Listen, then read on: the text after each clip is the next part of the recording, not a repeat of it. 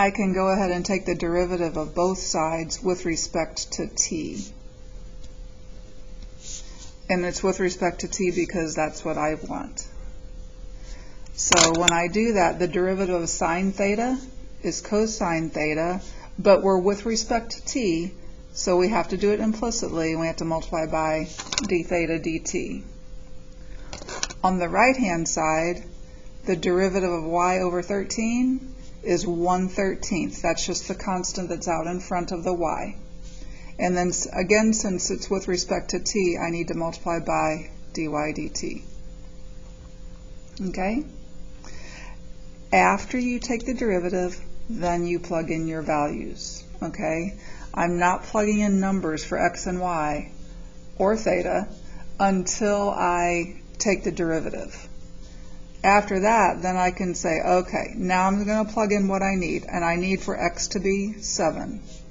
There's no x here, right?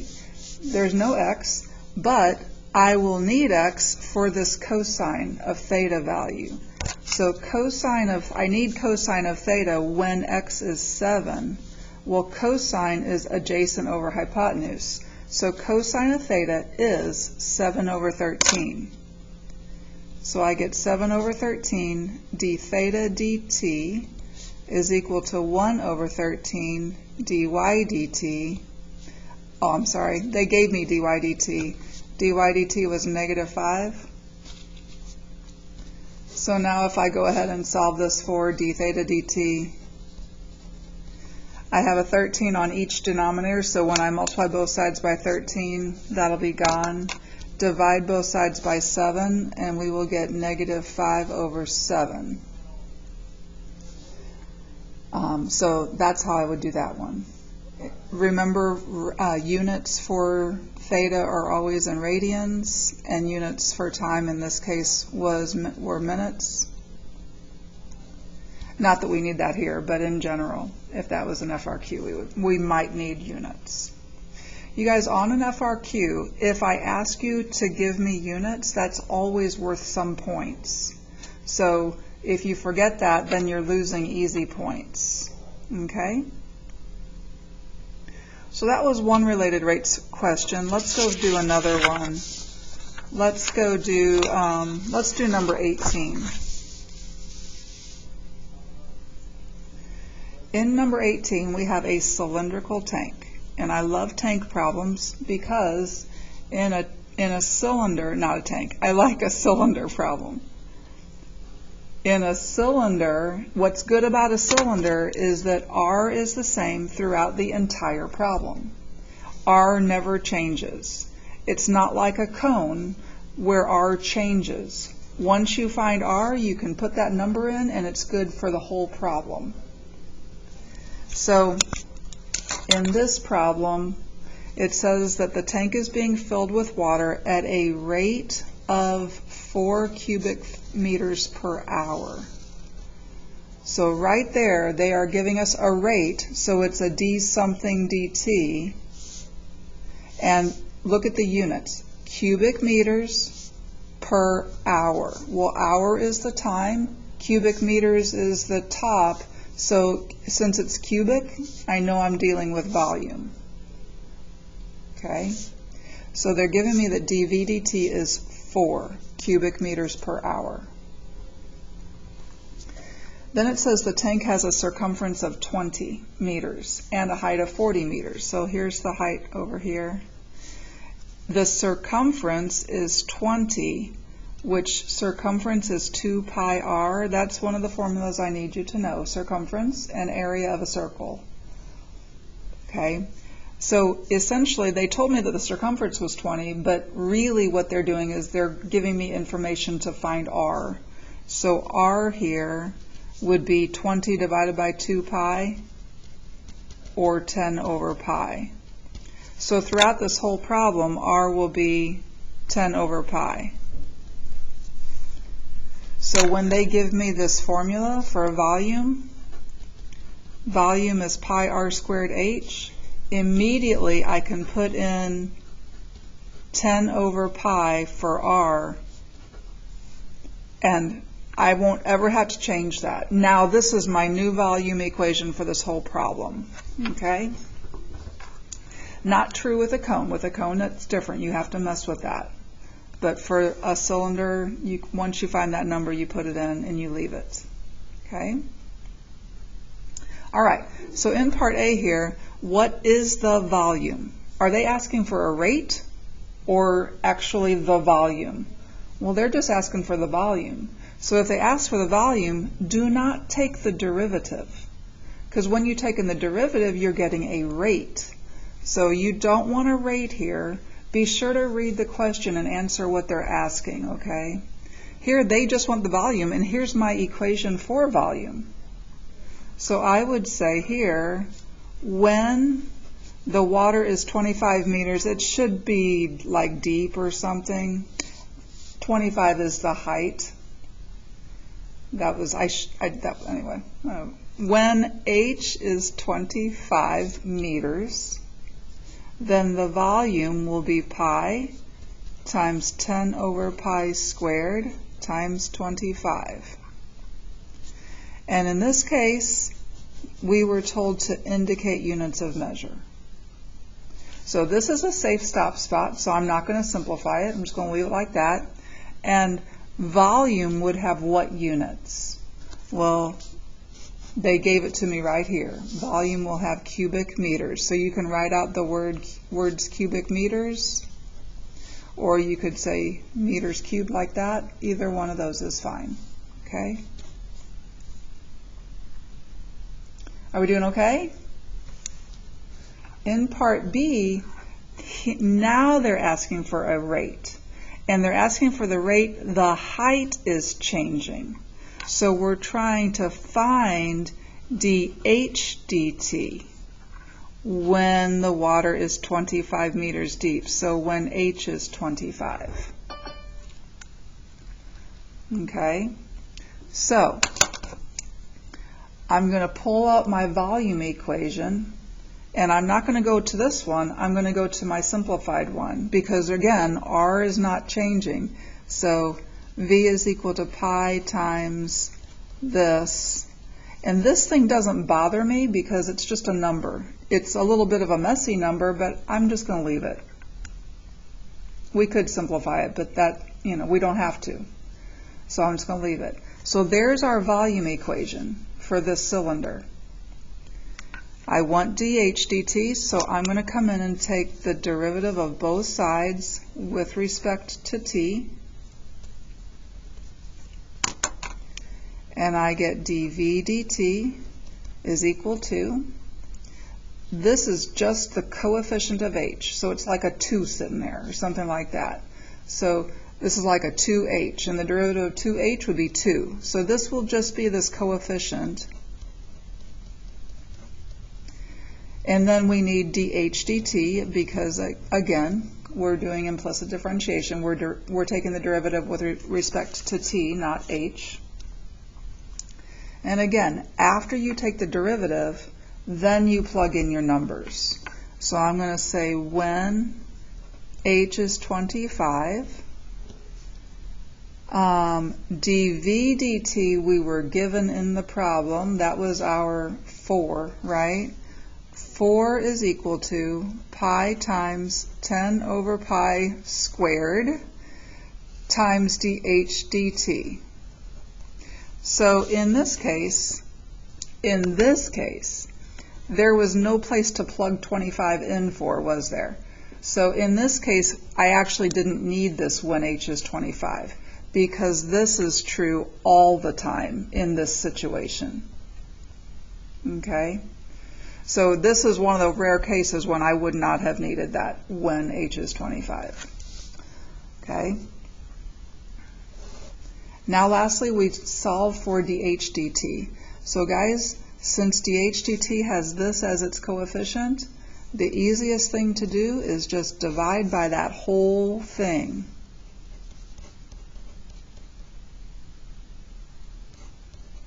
I know that's not simplified, but that's okay. The beauty of FRQs is that you don't have to simplify. And in part B, they did not ask for units, so I'm not going to give them units. So if they ask in part A, but not in part B, yeah, go ahead and give it in A. You don't have to give it in B. Okay? So that was a cylinder, and we did that ladder. Let's compare that cylinder to a cone. I'm going to go back to worksheet 2, and let's grab a cone. Let me find a cone.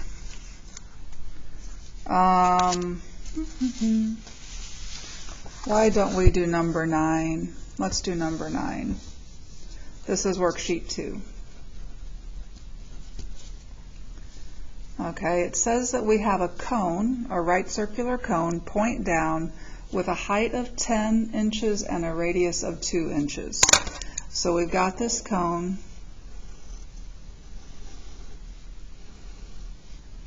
The height is 10 and the radius is 2. So I know in a cone I'm going to need to make a proportion out of radius to height.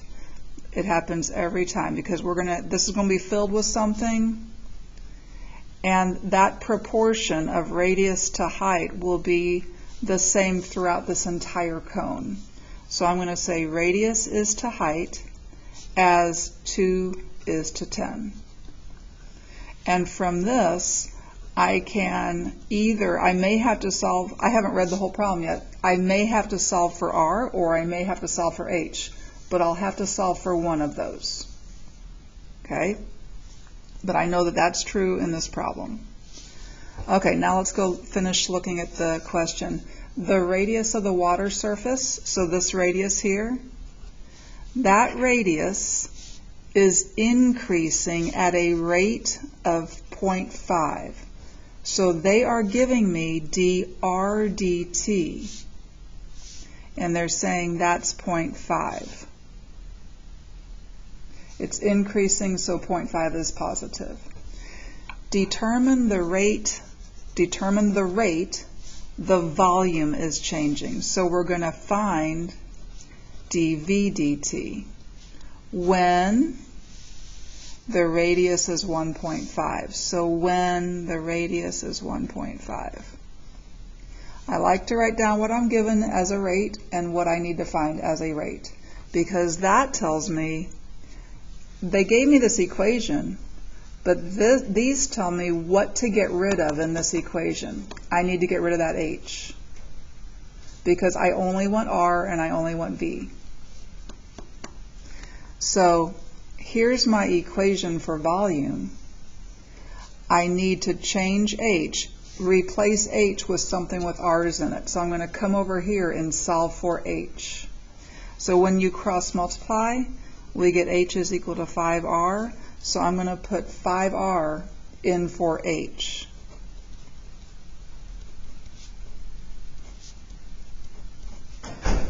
Okay, so that's my equation. I need to take the derivative, but before I take the derivative, I'm going to make it easier on me to take this derivative and multiply these together. The 5 is being multiplied by everything, right? So that will be 5 pi over 3, and I have 3 r's, so that's r cubed. That's easier to take the derivative of than this. If it was up here, I'd have to use the product rule. Here, I only have to use the power rule. So now we are going to take the derivative of both sides. And I have dV dt is equal to, okay, 3 times 5 pi over 3. The 3's will cancel, and I'm left with 5 pi. Reduce your power by 1. And then, since you're taking the derivative with respect to t, we need to multiply by dr dt. After you take the derivative, then you can plug in your values, right? So I need to say when r is 1.5, I am looking for dV dt. I'm looking for dV dt, and that will be 5 times pi times 1.5 squared times Ddt, which they gave me as 0.5. So let me tell you how I would grade this. You would get 2 points for replacing h with 5r. That would be worth 2 points. Okay?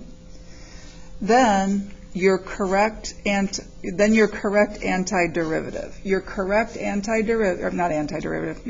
derivative. The correct derivative is worth 3 points here. It's truly the only calculus step in the problem. Okay? Then I'm going to give you 2 points if you say when r is 1.5. And then the answer. The answer is worth 2 points. So that's how I would score that. Okay? So that means if you don't write this, then you're losing those 2 points. If I asked for units, if I had asked for units, that would be another 2 points. So if I ask for units and you don't give me units, you just lost 2 points. And that's silly. That's not a good thing to lose points for, okay? So these can be worth a lot of points. So that was 3 FRQ related rates questions. And if there's anything else related rates wise that you'd like to go over, I'm happy to do that. If not, what else would you like to talk about?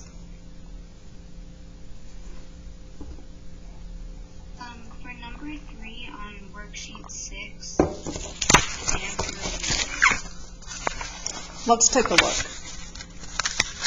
Because I kept getting the same answer, so I checked the solutions, and we have different solutions than on the answer sheet.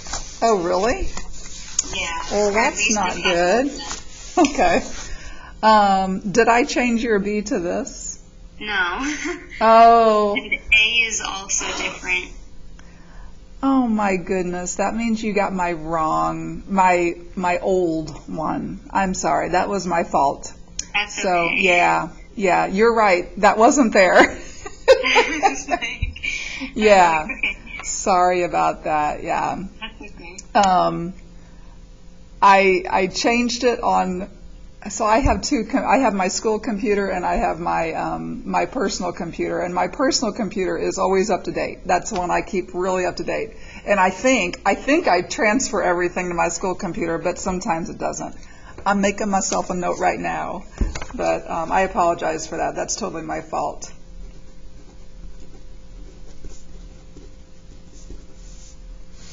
So yeah, I'm sure you did it right. I hate that you had to spend all that time on it.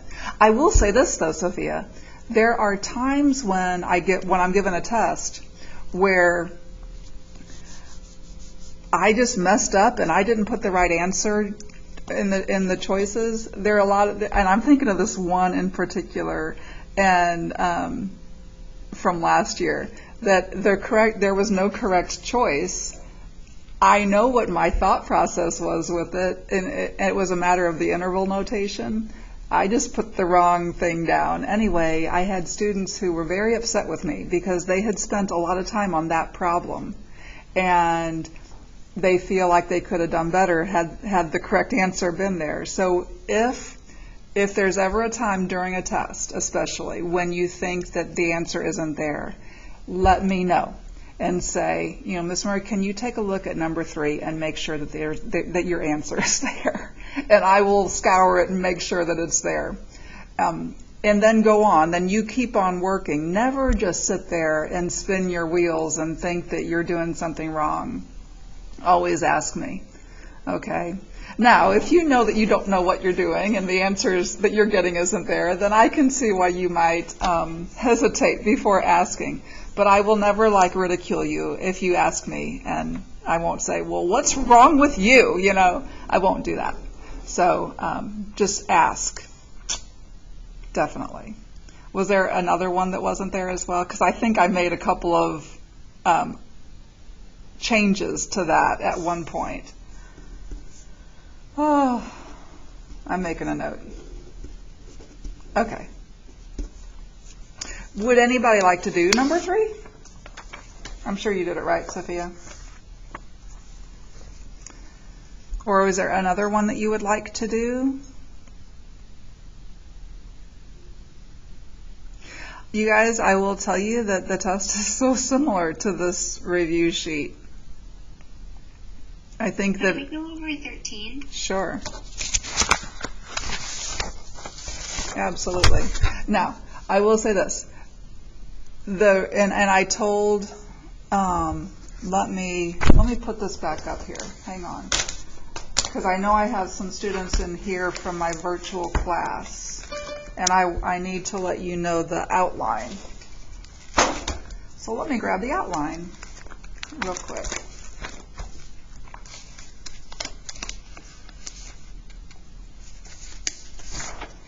Okay, so this is what the outline is for this test. So there are 13 multiple choice questions. My original intention was to count those worth 4 points each. After grading 2 classes, they are no longer worth 4 points each. So I've made a little adjustment. So they're going to be worth 3 points each, unless I need to change it again. So there is that. Okay, so 13 of those, and I will, you guys, I swear, they are so similar to the multiple choice questions on here.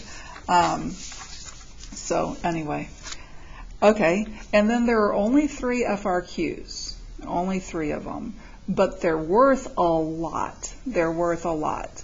So each FRQ, 2 of the FRQs have only 1 part to it. So it would be like this, but without the choices, you know. And then one of these FRQs has 2 parts. So more like that cylinder question that we just did, number 18. So that had 2 parts. So one, you know, you're only talking about 4 parts there. That means that each part is worth a lot, kind of like I told you how I score those, okay?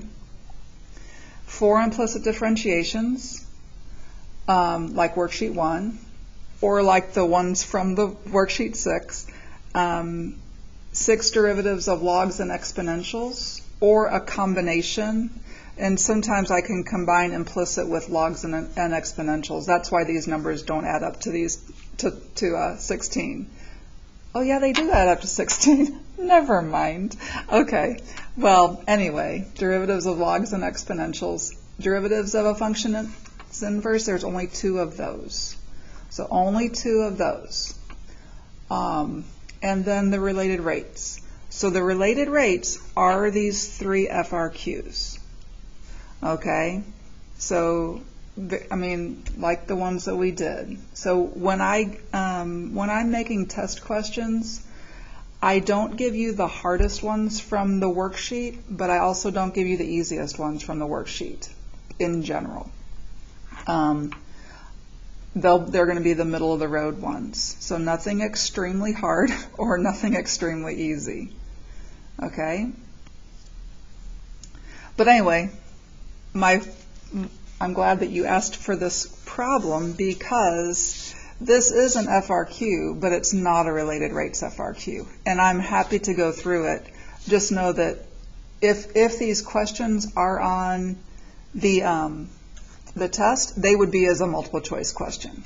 But I'm looking at these and yeah, I can see, I recognize several of these questions from multiple choice questions on the test. Okay, so instead of saying, as a multiple choice question, instead of saying show that, they would just say find dy dx.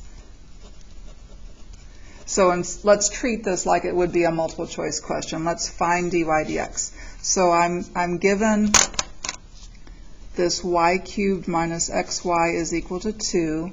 If we're finding dy dx, I look at this and I say, well, if it's easy to solve for y, I will solve it for y and then take the derivative. But if it's not easy to solve for y, I'm going to jump right in and take the derivative of both sides with respect to x, and then just do implicit differentiation. So the derivative of y cubed is 3y squared dy dx. Okay, for this next piece, I see a product. So I'm going to have to use the product rule. If you have a product, you've got to use the product rule. Okay? So the derivative of x, specifically negative x, is negative 1. And then we're multiplying that by the y.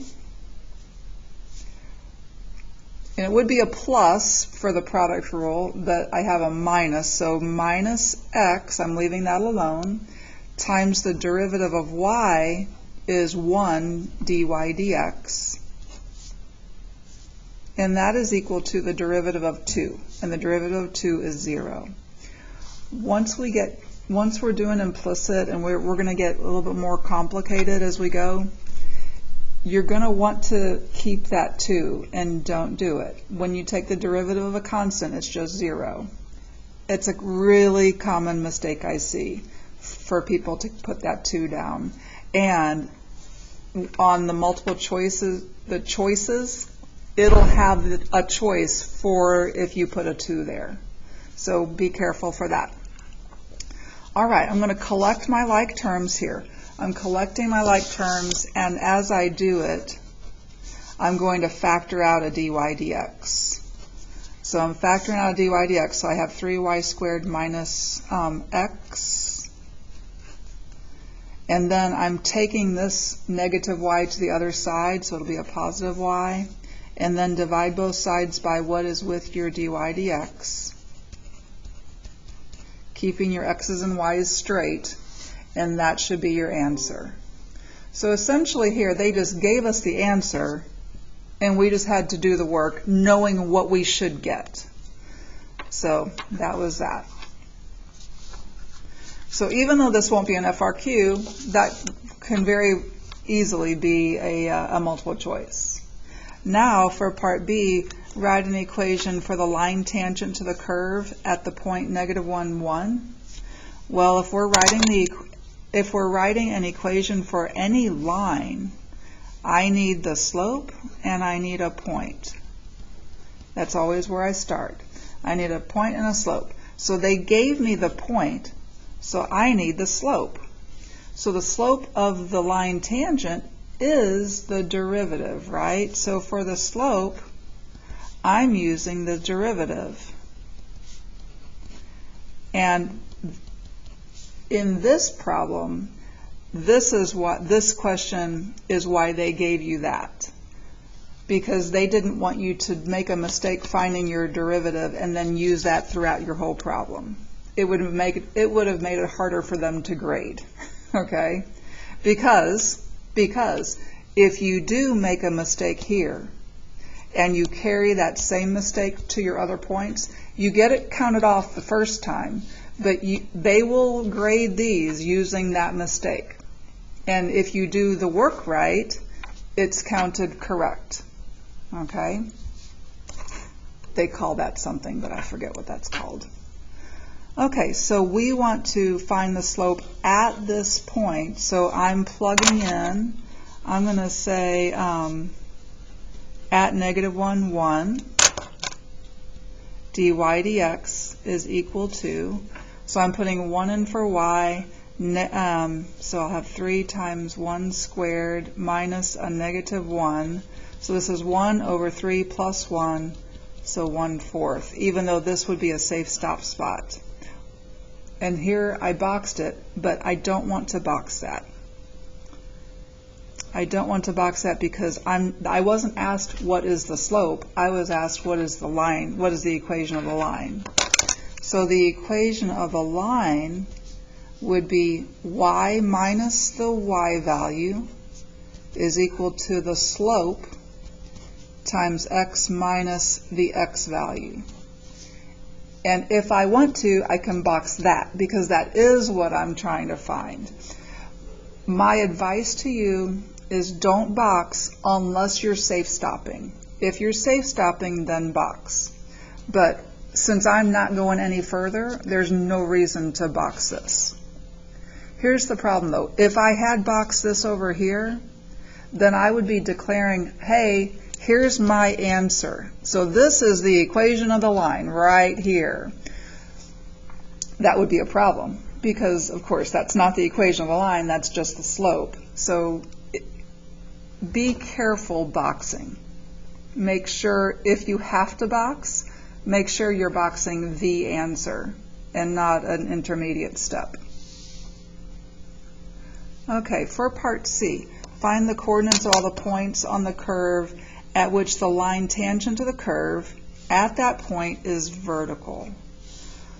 So we know that for a vertical line,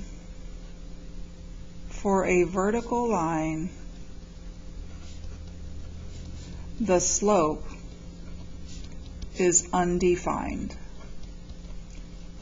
Okay?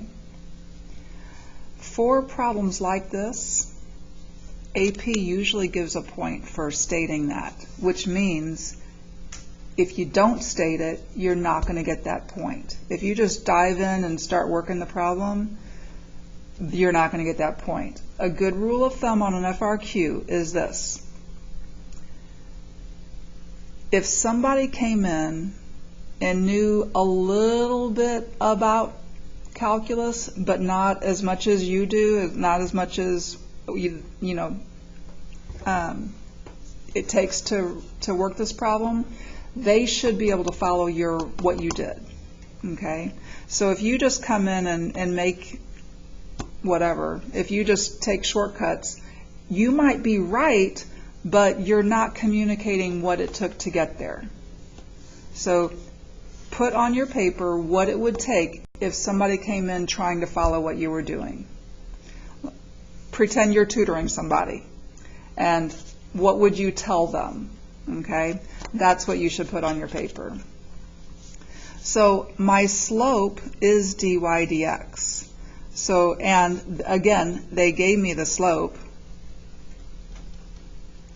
So I want this to be undefined. Is undefined when the denominator is 0, right? So I want for the denominator to be 0. That's what makes a fraction undefined.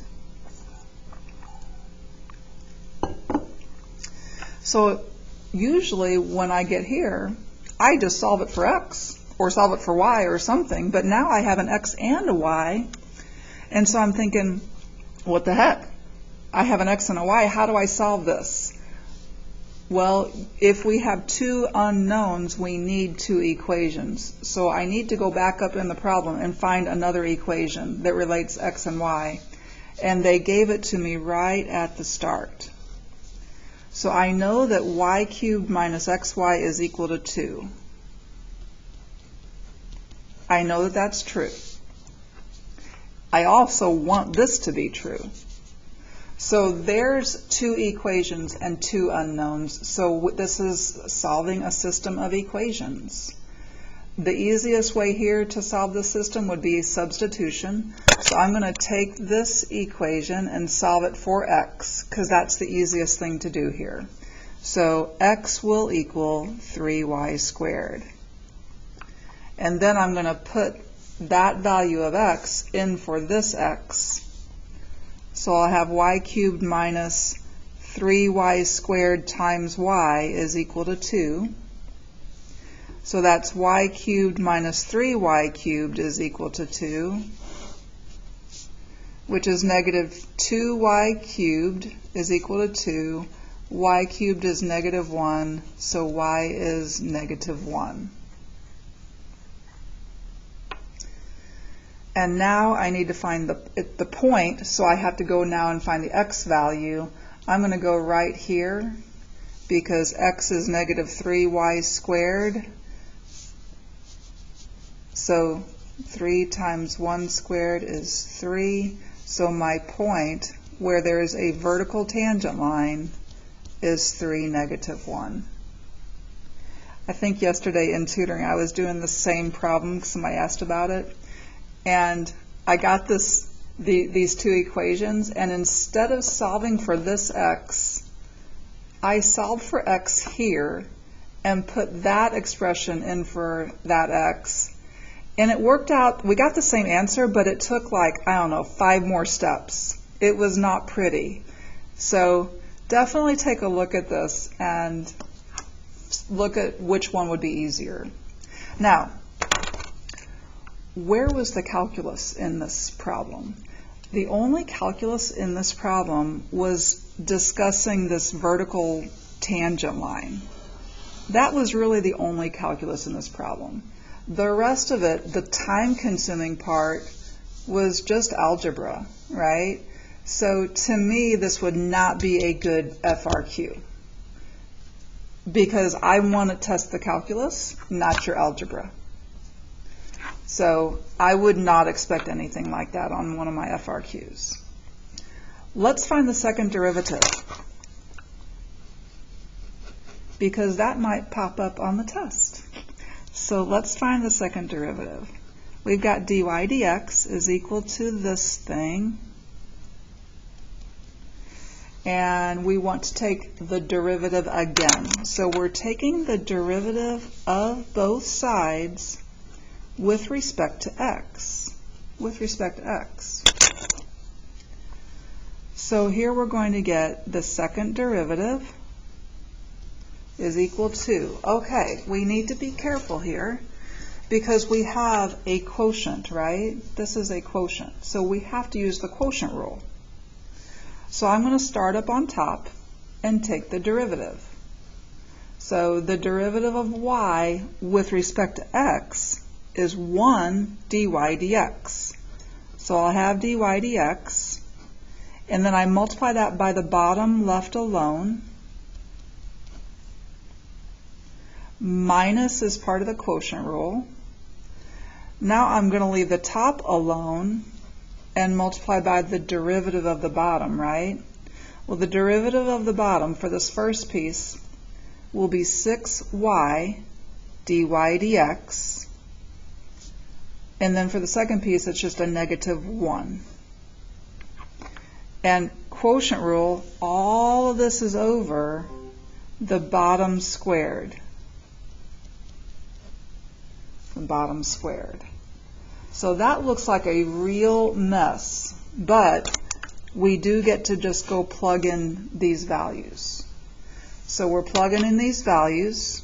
So since I'm plugging in any value, I'm going to say at x equals -1 and y equals 1. The second derivative will be, okay, the first thing I see here is dy dx. So I need to know what dy dx is at -1, 1. Look what we did in part B. We found that. That was our slope in part B. So if you recognize that, that's great, and go and use that 1/4. This would be a case where if you made a mistake here and you wrote the wrong dy dx here, they would count off up here but not down here. Okay? But since I have that, I'm going to go ahead and use it. Otherwise, I would just go up here and put -1, 1 in for x and y here. So this will be 3 minus a -1 minus 1 times 6 times a 4th minus 1, all divided by 3 times 1 minus a -1 squared. And that will be my safe stop spot. I'm going to definitely not do anything else with that.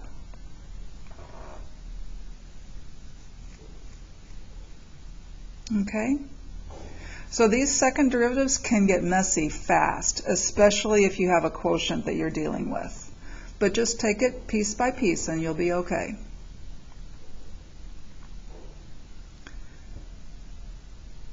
Now, if it was a multiple choice question, we'd have to simplify that. But also, if it was a multiple choice question, it would be a nicer one. It wouldn't be like this. So just know that. If you get some really ugly numbers, you probably did something wrong. Okay, what else looks good to go over?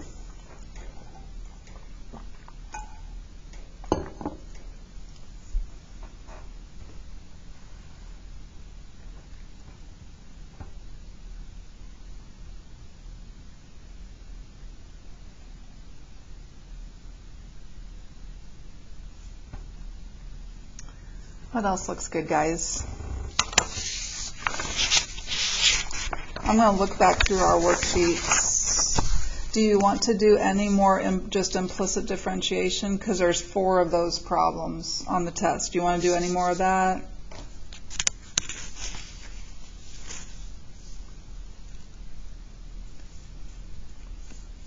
Anything you want to do another second derivative?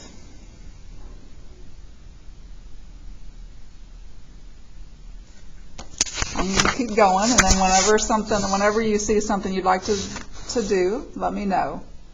Equation of a line. You want to do another equation of a line?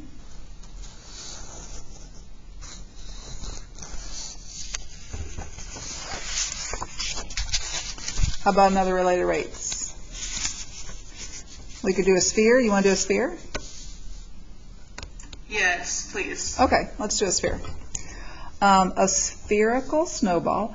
I like spheres. You know why? There's only 2 variables in the volume. So I love spheres.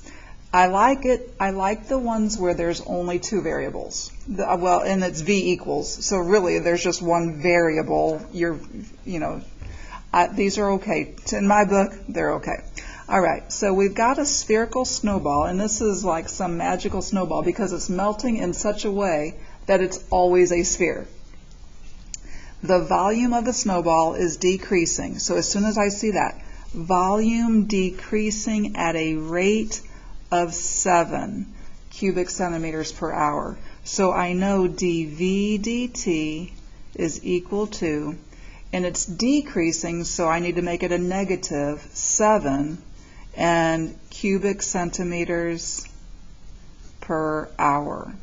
So when they're giving me dV dt, I'm guessing I'm going to be finding dr dt. Okay? At what rate is the radius decreasing? So we are finding dr dt, and it should be negative when the radius is 12 centimeters. So when r equals 12, and that's what we're trying to find. I like to write down what I'm given in a rate and what rate I'm finding, especially when there's more than just an r over here, when there's other things, because if there are other things, I know what I have to get rid of. Okay. All right. So let's see, and indicate units of measure. I'm going to come in here and bubble that because for me, that's my Achilles heel. That's what I always tend to forget. So I think if I was taking the AP test, I would miss probably at least one of those. But I try not to. I bubble it to remind myself to do that at the end. Okay, so we're starting out with this equation. And we can go ahead, since there's only an r there, we can go ahead and take the derivative of both sides with respect to t. On the left, I have dV dt. Okay, on the right, all right, when you multiply 3 times 4 over 3, the 3's are going to cancel, right? And you're just going to be left with 4 pi r squared, because we're decreasing the power by 1, dr dt. Okay? After you take the derivative, then plug in your numbers. Okay? So I'm going to say when r equals 12, I'm putting negative 7 in for dV dt, and I'm putting 12 in for r, and now I'm going to solve for dr dt. So I'm not going to simplify, I'm just going to put the negative 7 divided by 4 pi times 12 squared. So I'm not going to simplify that, but I am going to remember this time to give my units. So remember to give units. It's not hard to write the units. You need units for r on top. You need units for time on the bottom. So units for r. The volume was given in centimeters cubed. So what units would R have? Centimeters, right? Time stays the same. The units for time stays the same. So that would be the units there. Here's how this would be scored, you guys. Let's see. Probably in this case, I would give 4 points for that derivative, because there's nothing to do with we're not going to like use an H or an R or anything like that. So we're going to jump in and take the derivative. So that's a big one. I'd probably do that. I'm going to give you 2 points for writing that when R equals 12. Okay, and then the next points, I would probably give 3 points for the answer. Oops, 3 points for the answer. And then I'm given 2 points for those units on this test. Usually they're just worth 1, but I'm given 2 points for that. So this would be like, and it could be an 11-point problem. So if you don't do some of these things, you might get dinged for it, okay? One thing that I have seen when I've been grading, and it's not necessarily this equation, but this is something similar to what I've been seeing. I see this, and then they write this.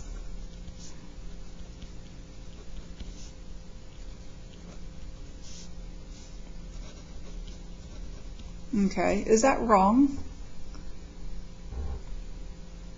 Do you see what they did? It's not wrong. I mean, I'm assuming that there are multiplications here, so it's definitely not wrong. We usually write the 3 out in front, but it's not wrong. So I would give full credit for that derivative.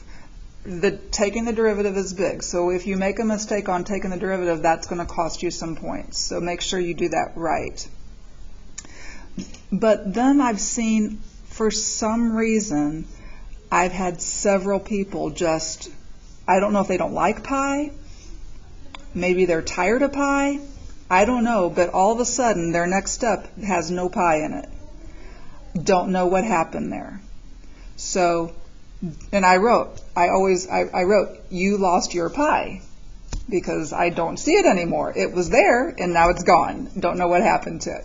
So I'm telling you these things just so that you don't do them. So it should work out. You may have a pi in your answer, and that's okay, right? So just don't make those kinds of mistakes. What else did I see? So in a cylinder problem, or in a, well, whatever. In a cylinder problem, remember, those are the good ones because R never changes. R is R. So if they give you R is 5, you can write down pi r squared h, and that's true for the whole problem. In a cone problem, though, R is changing. So R will change depending on where you're at. So be careful with that. So in a cone problem,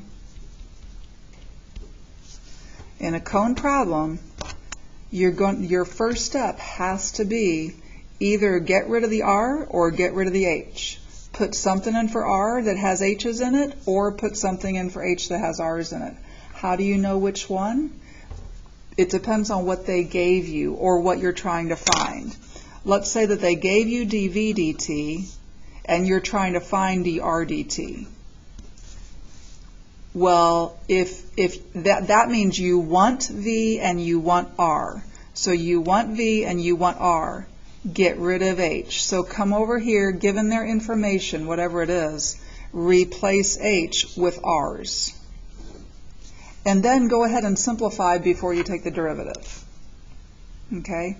If they had given me if we were trying to find dH dt, then do the other one. Replace the R with H's and go from there. Okay? But if you miss that very first step, it's going to mess you up. And I have seen a lot of kids leave it like this and take that derivative. Right now, they come in and take that derivative. And when they do, they get dVdt. The funny thing is, it would actually be okay if you took the derivative here as long as you did it correctly. Then I could at least give you the credit for the derivative. It's going to mess you up because you're going to get a drdt and you don't know the drdt, or vice versa. Maybe you don't know the dHdt. So it's still going to mess you up, but at least I could give you credit for the biggest part of the FRQ. But this would have to be a product rule, right? You'd have to do it like that. And when you're going to have a drdt and you're going to have a dHdt. So, you know, all these problems should make sense, but at this, a good chunk of kids tried to take this derivative and didn't use the product rule. Instead, they did 2/3 pi r, and they put drdt, and then they multiplied by dHdt. So they just took the derivative of this times the derivative of that, and that's not the product rule. That doesn't work that way. So I couldn't give them anything for the derivative on that. Okay? Anyway, sorry, I got off on a tangent. What are some more of your questions? You said there was going to be like some middle of the road difficulty for the related rates. What difficulty would that be? This was a good problem. Okay. I think this would be a good middle of the road problem. Let's see. I think number 3 is a good middle of the road problem. Let's see.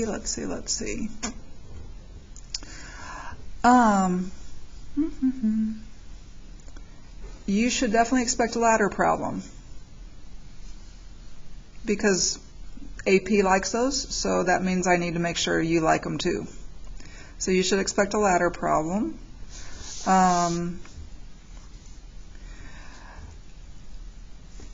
You might expect a cone problem of some sort.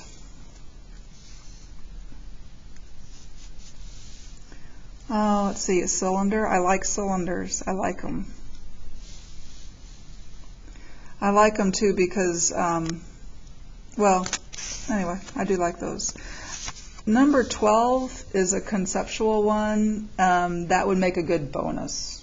That would make a good bonus. So I wouldn't expect something like 12 on the big part of the test, the main part of the test. Let's see, 13 is nice. It's a cone. I like that. 14 is too hard. It's a good problem, but it gets messy. I remember that one getting messy. So I would not expect that. It seems like there was like one calculus step and there was like 25 algebra steps in that one. I do like the shadow questions, and I like those because they're nice and short. So I do like those, but they are kind of easy, especially if you know what to do. So I don't know, for my test it might be a little too easy for my test. But I do like the shadow questions. And number 17 is one of those conceptual ones. Again, that would make a nice bonus, but it probably wouldn't be on the actual part of the test. Does that help you? Okay. Yeah, thank you. I didn't have any that were just super easy though, did I? So the shadow ones turn out easy, but when you're starting them, they're not that easy, right? So I get that. So I do like those. I probably should have put one on there, but oh well. There's only so many questions you can put on there.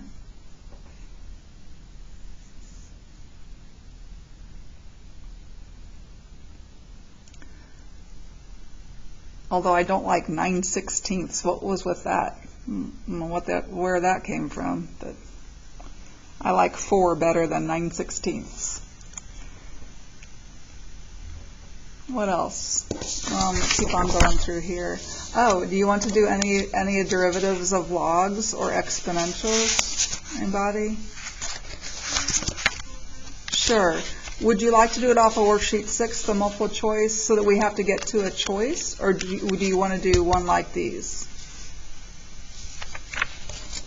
We can do from worksheet 6. Okay. Let's take a look at number 2, okay? Because in number 2 we're going to have to do a product rule also, so that's going to be a nice one. So since we're finding the derivative and I see a log that can be spread out, that's going to be my first step. I'm going to take that log and spread it out. So I'm leaving x alone, and then I'm going to spread out this log. So I'll have natural log of, on top it's the cube root of x, which is x to the 1/3. That 1/3 power, let's bring it to the coefficient, and it'll make it easier on us. Anything we can pull it forward, it'll make it a little easier. Minus, because this e to the x is on the bottom, natural log of e to the x, and again, that x I'm going to pull to the front as the coefficient. And when I do that, this ln of e, I know that that is 1. ln of e is 1. So my f of x becomes x times 1/3 ln x minus x. Now I do have a choice right here. I could distribute this x, and that might be good. I will say this though, we're going to have to do a product rule anyway, so I'm just going to treat this as a product. This time I'm going to treat it as a product where those are my two things being multiplied together. So I'm going to start with this x and take the derivative. The derivative of x is 1.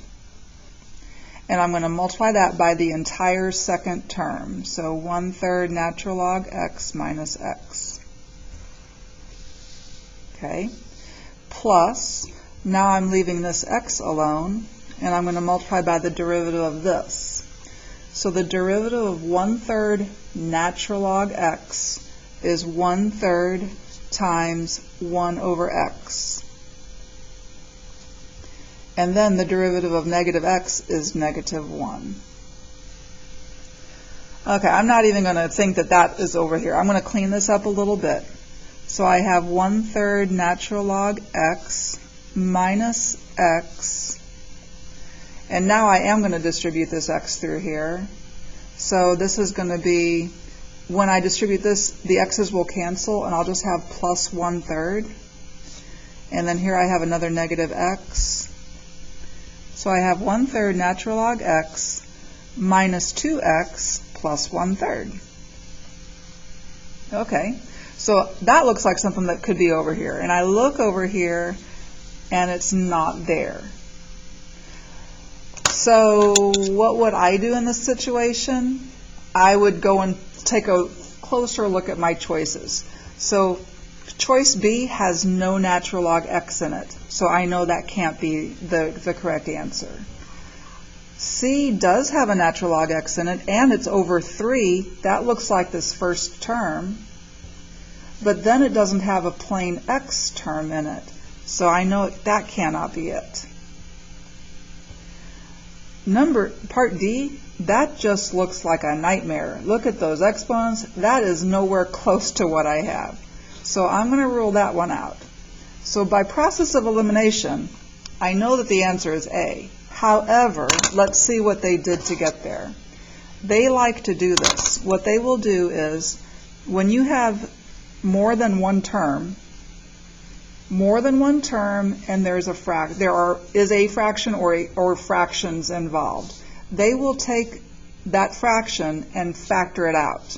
They like to do this for multiple choice questions. They'll take that 1/3 out, and so I'll have natural log x from the first piece This is the tricky one right here. If you take a third out of -2, what is left? If you're taking a third out of -2, that means you have -2 and you're dividing by a third. That would equal -2 times 3, which is -6, right? So this will be a -6x. And then from this last piece is the +1. Now, if you're a little uncertain about your work up here, multiply that 1/3 by -6 again and make sure you get -2. 1/3 of 6 is -2. So yes, it does work. Okay? That's how they got that answer.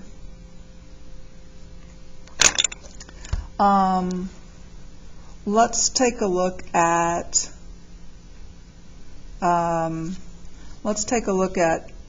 let's just find that derivative real quick.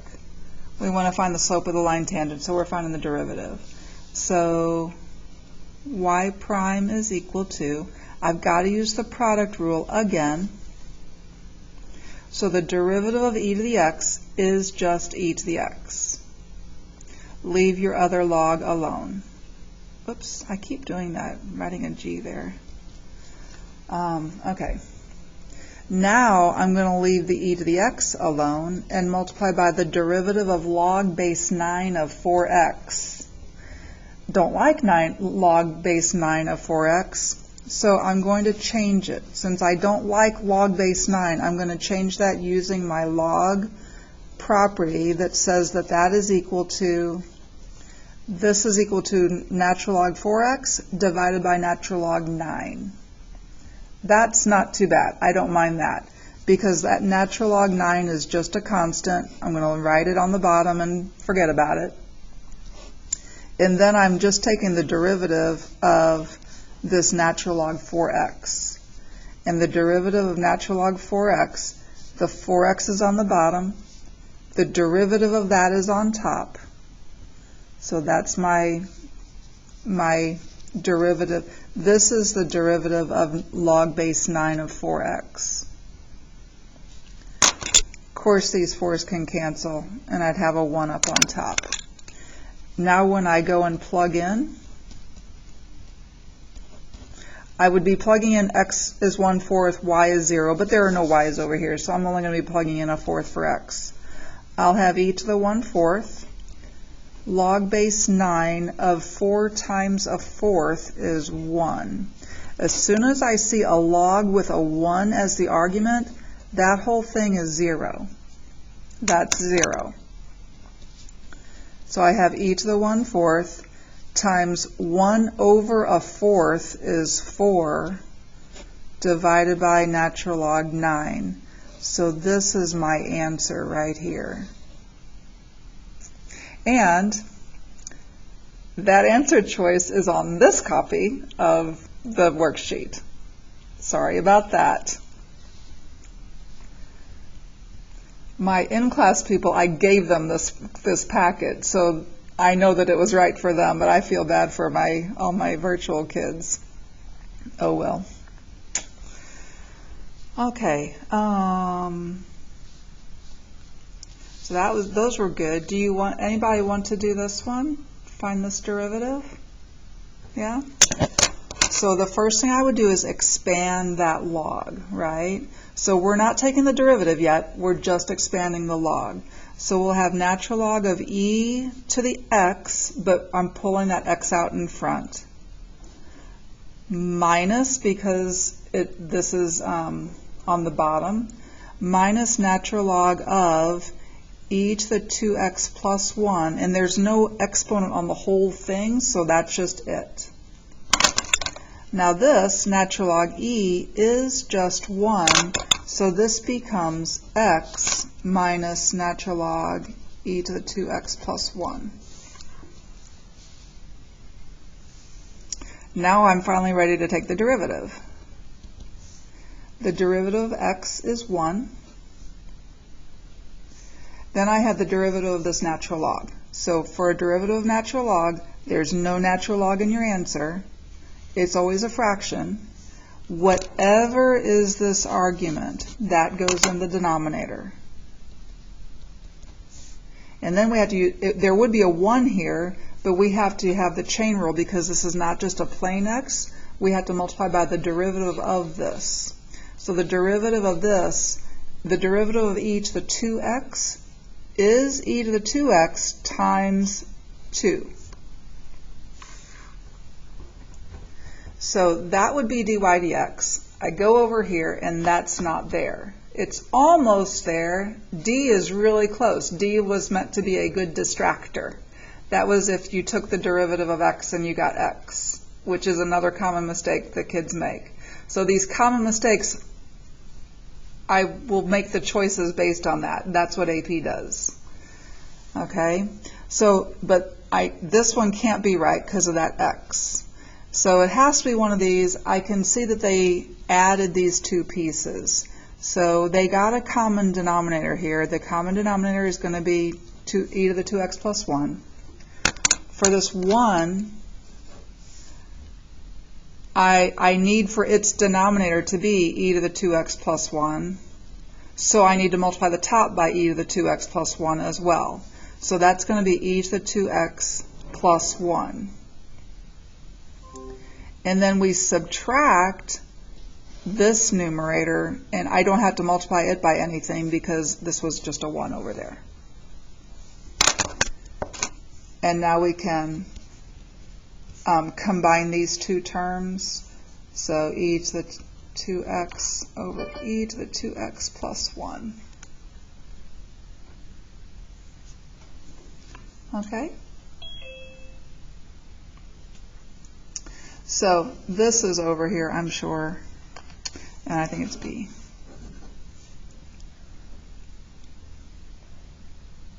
Alrighty.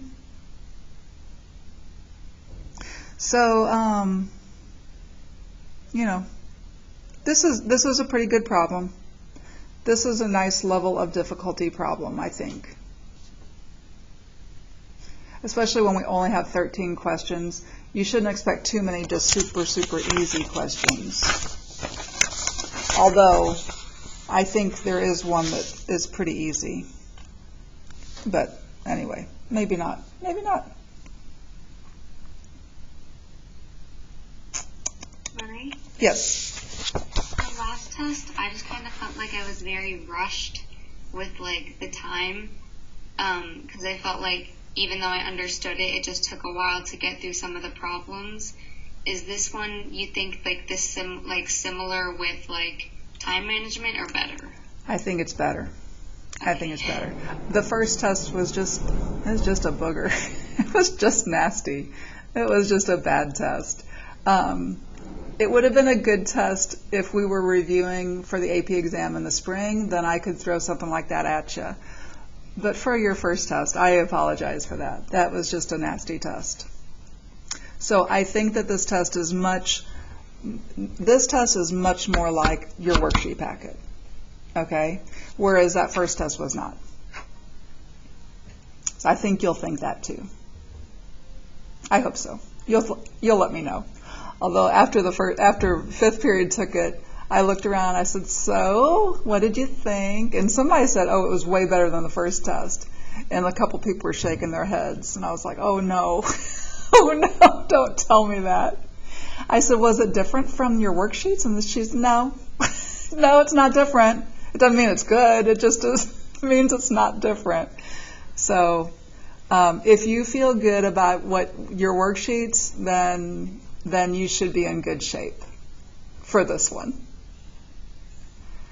I always like to put a problem on there, though, that's going to challenge you guys. So there is one that's going to challenge you a little bit, but that's okay. It's all right. And we print the test before, right? Yes. Yeah. So I'll turn it on 5 minutes before. So I'll turn it on at 3:25, and then you'll print it off. We'll get on Zoom. You know, we might want to get on Zoom just a little bit beforehand, and I'll open up Zoom probably at 3:15. I'll open up Zoom, and then you guys can ask me any last-minute questions and stuff, so we can just ease your mind. And then I'll open up the test, and you'll print it off, and then go ahead and begin. And you'll have 50 minutes for the test because everybody else had 50 minutes for it. So I'll give you 50 minutes, and then I'll give you 5 minutes to upload it. Okay? But yeah, if you don't have a printer, or if something happens to your printer, why is it the printers, when you need them the most, something happens. But then you'll just have to, use the computer and use some notebook paper, and that's okay. I prefer you to print it because then there's room to write notes to you on it afterwards, but I'll find a way to leave you notes anyway, so it'll work. Alexis, how do you feel? I'm just nervous. People today said they were so nervous for this test. So, I hate that. Well, I feel like because we learned some of the stuff for the last test back in May, and then we did it again in the calculus camp, and then we did it again for the first week and a half. And so I felt like I learned it so many times. But for this one, we've only had 2-ish weeks on it. Yeah, that's very true. Very true. Yeah, I hear you. I still think you'll do all right.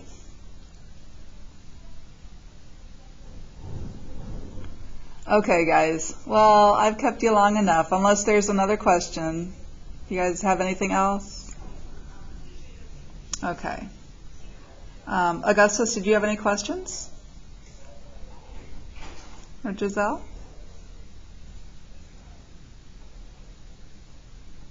No? Okay. Alrighty. Oh, there was a chat. Oh, okay. Okay. Gotcha. Alrighty. Okay. Well, you guys, don't stay up all night studying. You got this. Just look over your worksheets. Focus on that worksheet 6. If you can do worksheet 6, you'll be in good shape. And then, some of the other things I talked about. Maybe go back and redo a couple of those related rates that I said might be nice problems. Okay? All right. Have a good evening. I will see you all tomorrow. Thank you. Bye. Bye.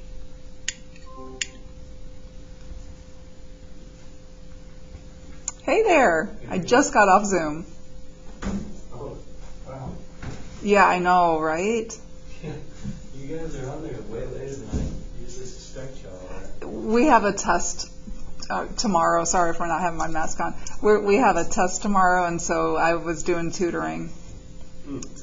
Yeah. Yeah, because even, I was wondering, is that for the whole hall or something? Because it's just y'all all have tests at the exact This was a big testing week I think all the kids were saying that they had a lot of tests in all their classes. So. Yeah, there was a science teacher on and something like that. You guys are going to look at it. You're going test crazy.